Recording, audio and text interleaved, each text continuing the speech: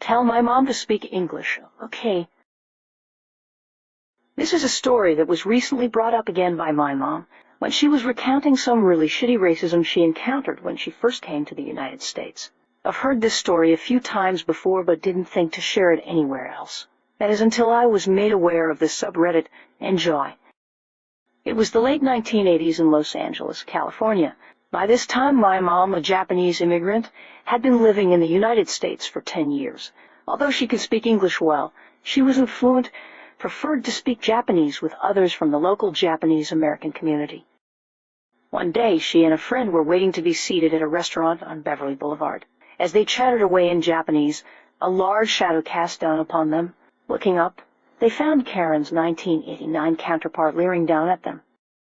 Mom couldn't remember how the woman looked except for the look of pure contempt trying to work its way across facial muscles frozen by Botox. "You too," Karen barked. "This is America. Speak English." Startled, my mom and her friend made eye contact, unsure of what to do. Encounters like this were, sadly, ones they had run into many times since they came to live in the USA. They were not ones for confrontation. Before, they couldn't do anything while their bullies marched off unpunished. But then, as they made eye contact, a brilliant thing happened. Mom-like in the moment, their thought processes coming in sync together. They had a shared idea that didn't need any further elaboration or explanation. "Ma saw me, my dear. I do think the waiter ought to have shown up to escort us to our table by now." Mom chimed in the poshest British accent she could muster. "It's frightfully rude to keep us waiting like this." "Yes, darling," her friend replied, invoking her best impersonation of the Princess of Wales. "It is frightfully rude indeed." As they continued to twitter away in their fake English accents, Karen began to slowly back away. Her Botox face reddened and twisted itself in a visage as hideous as the Furies. Realizing that she had just been outsmarted by two young women obsessed with British culture and celebrity, all she could do was storm off down Beverly Boulevard, a defeated bully. While there was no direct punishment, it was a story that my mom would continue to retell 30 years later. It has always made me chuckle to myself, and I hope you enjoyed it too. Edit. So there was a massive error on my part. What I thought was Botox paralyzing Karen 1989's facial muscles would have most likely been a botch facelift. For some reason, when I first heard my mom's story, I just immediately thought her face was that way due to a bad Botox injection. And holy shit, this post blew up. I thought this was going to get buried. Thank you everyone for your comments and awards.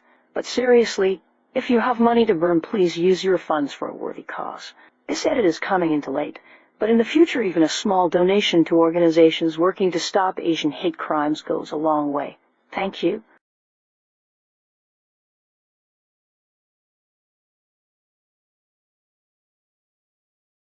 Stop waking up at 6. Okay then. When I was a kid, probably 7 to 12, I'd routinely wake up at 5 to 6 in the morning with no alarm, perfectly rested, and decide I'd just go play some RuneScape before school. I was homeschooled at the time, so I had a good couple hours before I was supposed to start. For some reason, my mom had a problem with this. He had a lot of problems with a lot of things, but that's another rant for my therapist. So naturally, she decides to tell me that I can't wake up at 6 anymore. So I thought, as you probably do, that she was being stupid, but of course not being brave enough to tell her so. Went into my bedroom and set my alarm for 6:01 instead. When she woke up the next day and found me on the computer, she of course started screaming at me. I waited patiently for her to stop, and then proudly announced that I had not disobeyed her. I had woken up at 6:01 instead. My victory was short-lived, as I then got my ass beat and was grounded. I never was allowed to wake up early again, and of course I'm now a lazy adult who would rather sleep as much as possible. Edit. Thanks to you, Cofield88 UK, for pointing out I didn't clarify.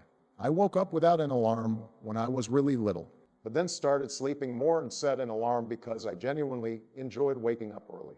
I made it sound weird. Also, it wasn't because I played video games. It was solely the waking up part. Never had issues with school because of it. Was never tired.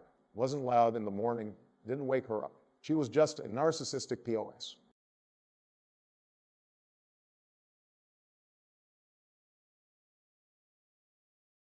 My house in the middle of the street. When I pay my mortgage, I round up and divide in half. I pay half every other week. So my mortgage got picked up by another company when my mortgage company went out of business. To do what I was doing with the new company was $300 to enroll and an extra $40 each payment. Hell no. I spoke to my credit union and they had an auto-pay that would pay my bills from my direct deposit free. So nearly a year goes by and I get one of those scary-ass letters, you are in default on your mortgage.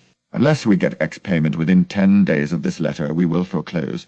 I was astounded since I had never missed a payment and was actually paid a couple of months ahead. I spoke with their accounting department. It seems they couldn't accept half payments, only full payments, even though they had done so for a year. So the money had to sit unapplied until a full payment was accrued. That made sense except again. They got more than enough, and it was always in there in full before the due date. So on the due date, they should have just taken it and applied it to the mortgage.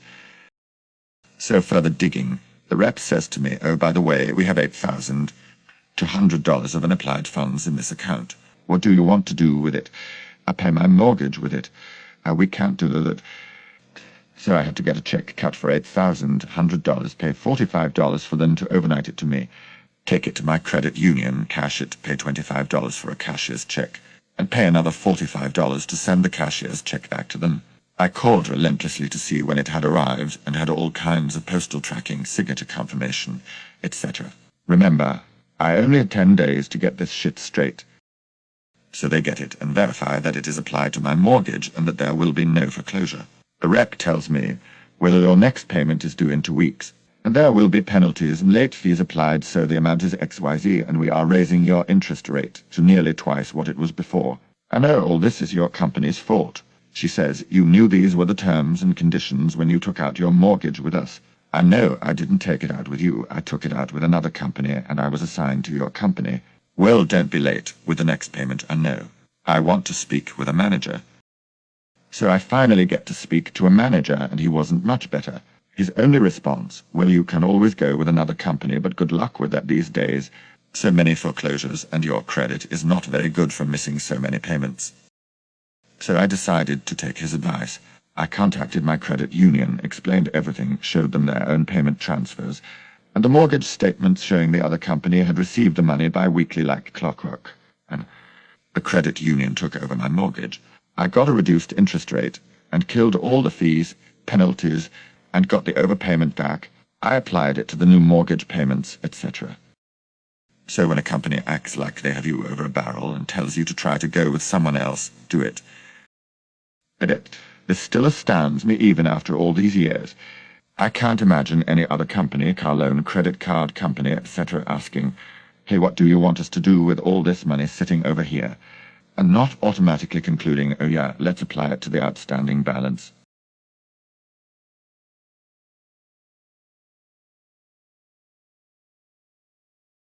You want the police involved.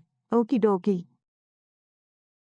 So, the day after Christmas about 10 years ago, my brother called me up and asked me for some assistance setting up some of his new computer equipment. He lived down the road from a store that specialized in discount china, so naturally it was extremely busy. Busy as in, cars were parked everywhere, including on the grass in front of the store, and it was impossible to see around the corner if someone wanted to pull out of the furthest exit. Unfortunately, the speed limit, 50 mph, is also extremely high on the road as well, even if you have to really try to accelerate to get to 50 mph by the time you pass the store. So I decided to play it safe and was doing roughly half the speed limit, perhaps 30 mph, while going around the corner of this store. Even at this speed, of course some guy decided to pull out without checking, and I couldn't stop in time to avoid hitting him. Now, I was driving an older Mitsubishi that already had some damage, and he had a small dent in his fender. And come on, it's still Christmas, right? So I get out of the car, take a look at the damage, and turn around to see a furious, older, red-faced gentleman in front of me. Right after I tell him that he doesn't really look like much damage, so there's no need to contact the police, he proceeds to scream in my face about how I was speeding and this is all my fault. Oh, no, honey, a young woman driving by herself may appear to be easily intimidated, but I was trying to be nice. If you want the police involved, let's do it, buddy. I called the non-emergency line, explained there was a very minor car accident, and that the other driver was insisting that it was my fault, so I would feel better if the police were involved. The dispatcher got my information, stopped for a moment, and then quietly thanked me for calling the appropriate number. 911 was hardly necessary, and told me that she also felt it would be safer for me if the police were dispatched.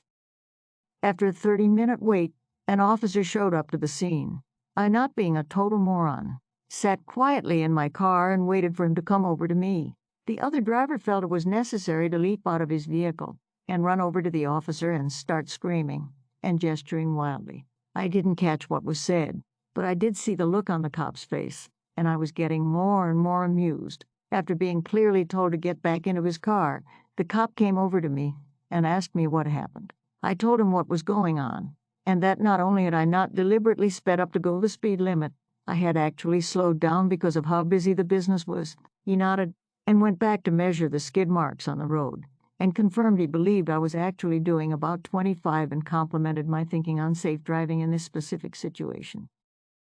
He then proceeded to write the other driver a ticket, and the other driver pulled out of the parking lot a second time, with his window down, flipping me off. At this point, the cop came over to me, explained that he wrote it up as the other driver's fault for more than $1,000 due to the damage on his fender. He also stated that, "Darling, I don't say this often, but I believe you should take that man's insurance company for every dime you can get. Thanks for insisting we call the police."